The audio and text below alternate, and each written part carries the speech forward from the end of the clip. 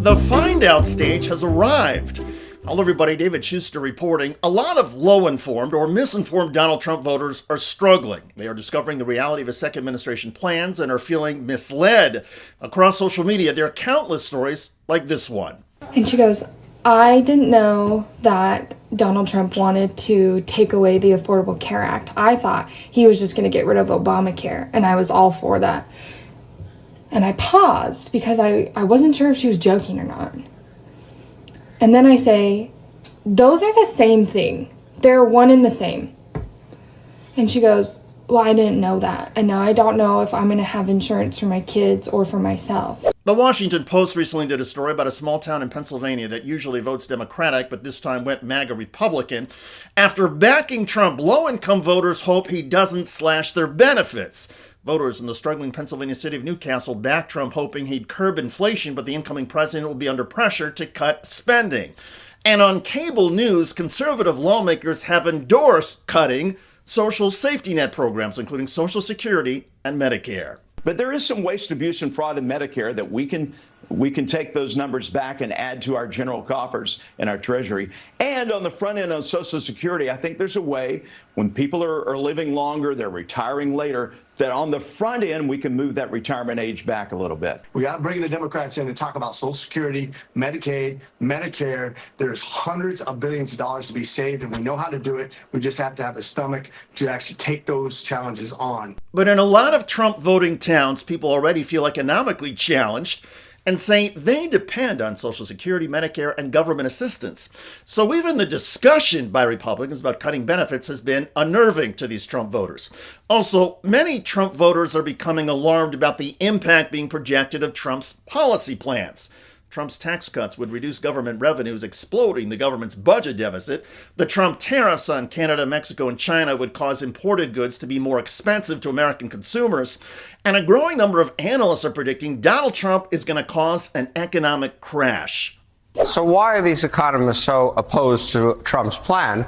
Because the economic effects would be pretty terrible. This is a study done by Bloomberg Economics. And they found that Harris's plan did not have much change in either the GDP or inflation, which in a sense is a good thing at this point. But look at what Trump's plan would do. Trump's plan would cut the GDP by 8.9%. And let me put that in perspective for you. This is roughly twice the amount that the GDP went down during the financial crisis. Wow. So we would be looking at something between a recession and a depression.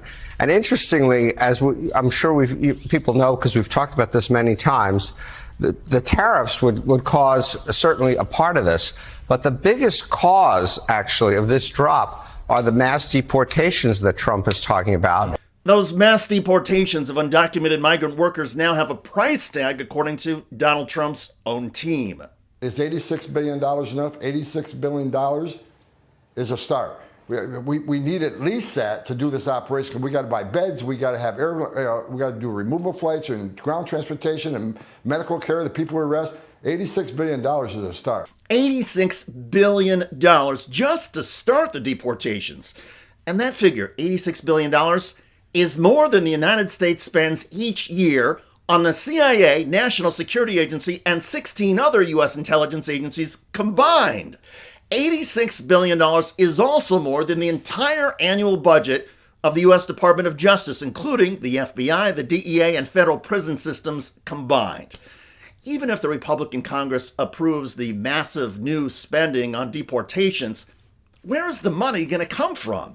Cuts to social safety net programs? Cuts to the Pentagon budget? If passed as prologue, Congress will simply raise the debt ceiling and put the new spending on the federal government's credit card, exploding the deficit even more, even though that would increase the risk of tanking the economy.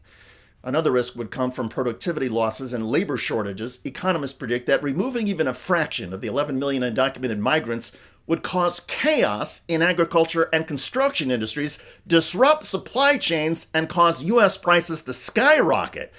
And that's before the tariffs kick in on goods imported from China, Mexico, and Canada. If you voted for Trump because you thought he was going to bring grocery prices down, I have some very bad news for you. A lot of our produce comes from Mexico. 2/3 of the tomatoes that Americans purchase are from Mexico. 90% of the avocados that they purchase are from Mexico, just to mention 2 examples. So that guac is definitely going to cost extra. If you voted for Trump because you thought he was going to bring down the cost of housing, a lot of our lumber, cement, other materials comes from Canada, which means that construction costs are going to go up. Not to mention all of the ways he's going to roil the U.S. auto industry, because a lot of autos cross borders in North America multiple times before they're ultimately finished and sold to consumers. In the midst of all of this, one of Donald Trump's top supporters, billionaire Elon Musk, is trying to identify ways to cut government spending. Musk has advocated for cuts to Social Security and Medicare, and recently, amidst a debate over immigration policies, Musk described millions of Trump supporters as idiots. In his clash with the far right over immigration, Elon Musk is now going after the hardliners, the very heart of the MAGA base, labeling them just a few hours ago as, quote, contemptible fools who must be removed from the Republican Party, root and stem. It has all left many Trump supporters feeling betrayed. They fear that Trump's team doesn't care about the concerns or challenges facing MAGA voters, and they worry that the Trump policies are going to cause more harm than good. It all made sense during the campaign, they say. Trump simply pledged to fix the economy. Now, a lot of people are realizing the economy doesn't need to be fixed and that these issues are not so simple. Other Trump voters who remain narrow-minded are being confronted with the truth. The boycott China business. There's only 700,000 Americans dead because of China. Why would we want to keep buying more Chinese shit? Our side needs to fight back. Can I check this out real quick?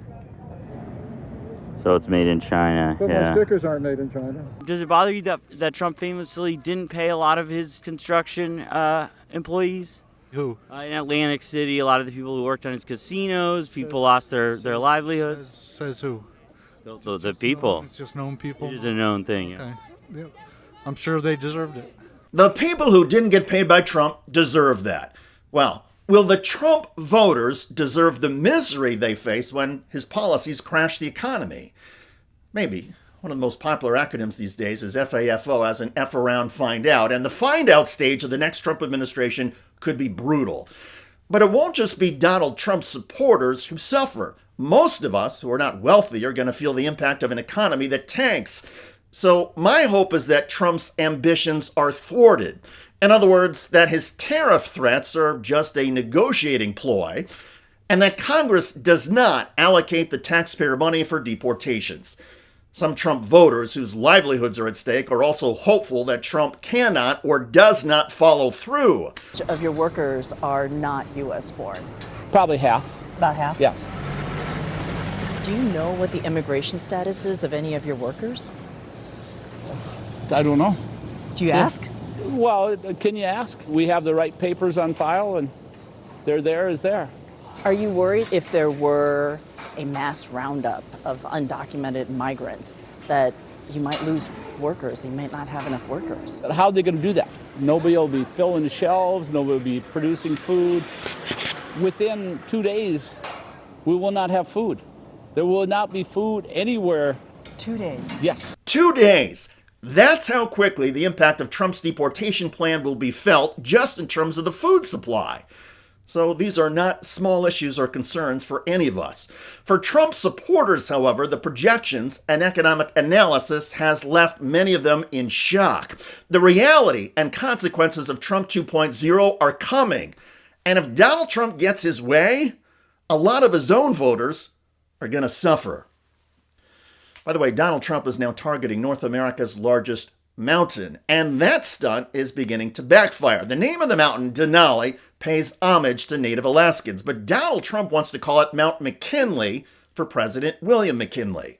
President McKinley was the president that was responsible for creating a vast sum of money in the United States that Teddy Roosevelt then spent.